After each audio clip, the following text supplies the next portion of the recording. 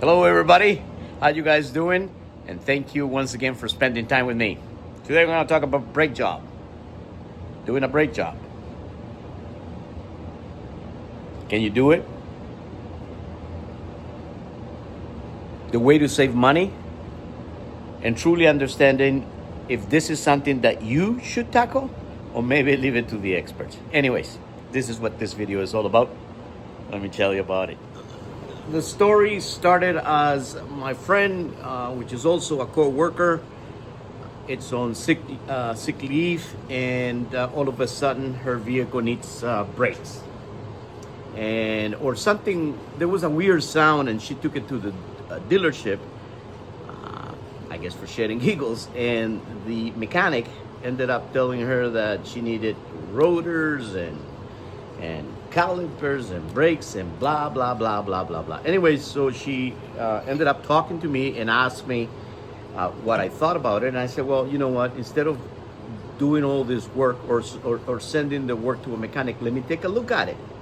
Not because I'm an expert. I am by no means an expert, but I understand that a lot of instances and a lot of times a mechanic, perhaps because he doesn't have the experience, because perhaps liability or a number of reasons, they will say, oh, you just replace that. They'll look at the miles on a vehicle and they will say, you need to replace it, and that's it. Bottom line, they don't want problems, they don't want hassles, and that's why a lot of times the dealerships, they just simply said, put it all new. And of course, with that in mind, you'll get yourself a humongous bill. So happens to be that my friend, at this particular time in her life, she wants to save the money, she wants to save the buck. I mean, it's December, it's Christmas time, so imagine having to go and spend $1,800 or $2,000 on a brake job on an old clunker. I mean, this vehicle still looks pretty decent, runs pretty nice. So yes, I can see why she wants to spend the money, but at the same time, as I tell everybody, just be cautious in how you spend your money, especially when it comes down to mechanics and vehicles. First thing, the mechanic mentioned that she needed rotors, and no, these rotors are perfectly fine. I mean, for the amount of clicks that she drives, this can easily last 2 to 3 years. Technically speaking, there's nothing wrong with this rotor, just maybe a little bit of rust here and on the top, and the rest is perfectly fine.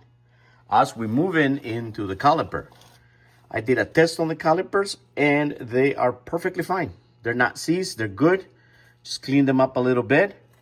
And so by me doing that, I realized that this is not necessary at this particular time in this vehicle's life.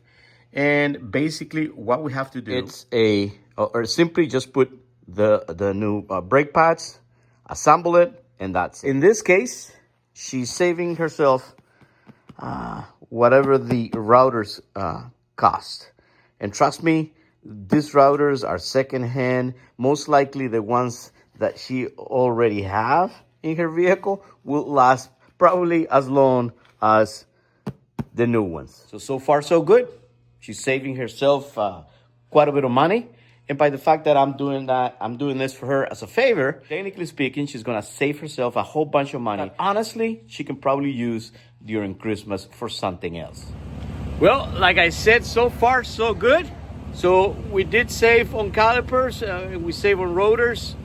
No need to replace them. We were able to change the brake pads, which is good. That should take actually care of this vehicle for easily another 2.5 to 3 years without even thinking about it, unless one of the calipers goes, and then you'll start seeing a bit of deterioration, which is actually you can feel it as you drive. We also know that in the case of having to change the rotors, this puppy really needs to go to the mechanic. They need to torch it. They need a couple guys to do this, and there's a whole and this procedure is something that I'm not willing to do in a shop by myself.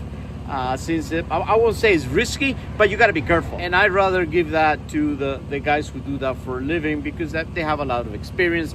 They know how, and there's always the chance to burn the seal on the wheel hub, and there's something that you don't wanna you don't really want to mess around, especially when it's just a favor, especially when you're just trying to help.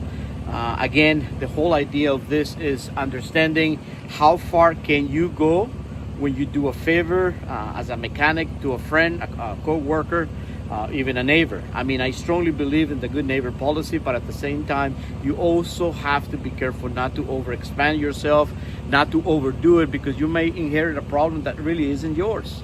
And so with that in mind, this is what I gathered from this job, and that's the idea behind this video. Yes, be a good neighbor, be a good co-worker, be a good friend. Why not? Especially if you have the know-how and the skills. But you gotta set the limits, because if you overdo it, you ended up buying yourself a big problem. It's gonna ruin your weekend, and at the end of the day, maybe you won't even be rewarded in the long run. So that is something that I just want to share with you guys. Thank you once again, and let me take this puppy for a test drive. See how it goes. Yes, I took the minivan for a drive. Nice and smooth, brakes work okay. I run them pretty hard there for a little bit. Check the temperature. It's all right. Burn the excess of oil and grease and whatnot.